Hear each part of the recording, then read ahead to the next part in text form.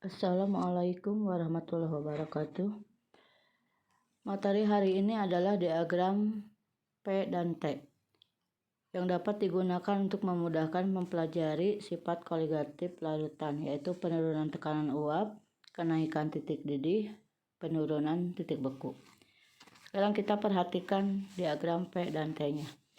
Pada diagram terdapat garis yang vertikal yang menunjukkan tekanan sebesar 1 atmosfer atau 760 mm Hg.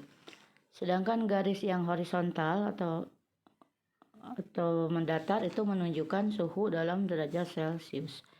Kalau kita perhatikan berdasarkan wujud atau fasa zat, maka ada 3, yaitu zat padat, cair, dan gas. A berada di fase padat, D di titik beku larutan, dan C di titik didih pelarut murni. Perpotongan antara garis didih dengan garis beku dan garis sublimasi yaitu B disebut titik triple. Jadi pada titik triple ketiga bentuk zat yaitu padat, cair, dan gas tadi berada dalam kesetimbangan. Garis warna merah menunjukkan pelarut murni, sedangkan garis warna hijau menunjukkan larutan. Air sebagai pelarut murni akan mendidih pada suhu 100 derajat Celcius dan tekanan 1 atmosfer.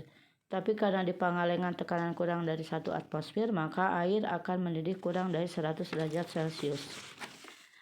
Makin tinggi temperatur, makin tinggi tekanan uap air. Hal ini karena makin tinggi temperatur, makin banyak pula molekul air yang menjadi uap. Akibatnya tekanan uapnya menjadi lebih besar. Apa yang terjadi bila ditambahkan zat pelarut? Tekanan uap larutan selalu lebih rendah dari tekanan uap pelarut murninya. Bila ke dalam pelarut ditambahkan zat larut, maka akan terdistribusi dalam larutan. Dan ada juga yang berada pada permukaan larutan. Hal itu menyebabkan molekul-molekul pelarut yang berada di permukaan larutan lebih sedikit daripada pelarut murninya, yaitu air. Akibatnya tekanan uap larutan menjadi lebih rendah daripada tekanan uap pelarut murninya. Maka akan terjadi penurunan tekanan uap yang dilambangkan dengan delta P.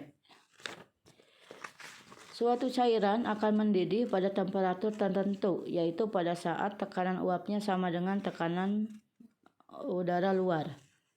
Pada saat temperatur pelarut murni yaitu 100 derajat Celcius, tekanan uap belum mencapai 1 atmosfer, sehingga perlu kenaikan temperatur untuk mencapai 1 atmosfer.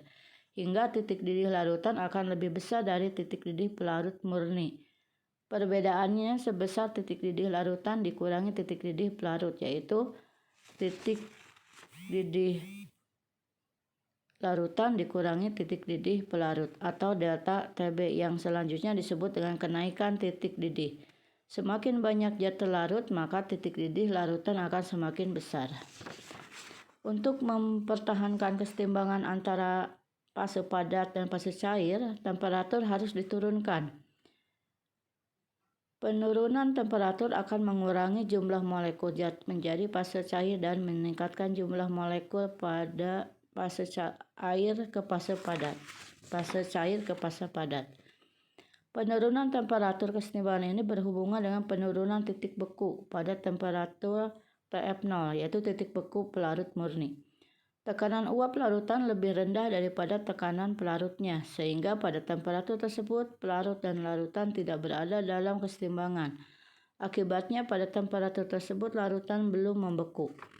Temperatur harus diturunkan agar larutan dapat membeku, sehingga titik beku larutan terletak pada temperatur lebih rendah daripada titik beku pelarut murni, yaitu pada titik D.